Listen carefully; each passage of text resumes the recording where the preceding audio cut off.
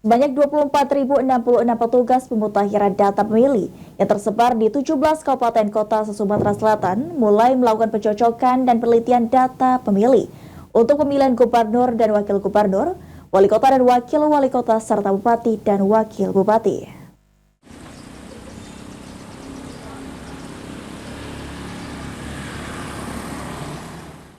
Sebanyak 24.066 petugas pemutahiran data pemilih yang tersebar di 17 kabupaten kota se-Sumatera Selatan mulai melakukan pencocokan dan penelitian data pemilih untuk pemilihan gubernur dan wakil gubernur, wali kota dan wakil wali kota, serta bupati dan wakil bupati. Anggota KPU Sumatera Selatan Divisi Teknis Penyelenggaraan Pemilu Handoko mengatakan, Pantarli akan melakukan coklit data pemilih dari tanggal 24 Juni hingga 24 Juli 2024. Untuk itu, masyarakat dihimbau untuk menyiapkan kartu tanda penduduk dan kartu keluarga untuk pencoklitan data pemilih. Mulai proses BIMTEK dan coklit di daerahnya masing-masing.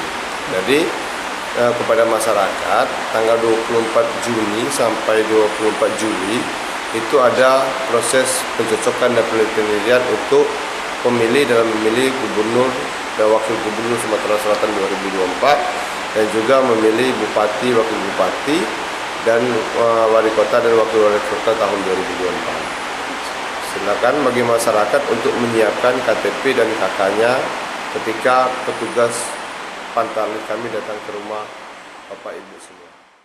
Ditambahkan Handoko, coklit bertujuan untuk mencocokkan data pemilih untuk mencocokkan data yang pindah memilih dan mendata pemilih pemula yang belum terdaftar sebagai calon pemilih tetap. Eki Saputra, PAL TV.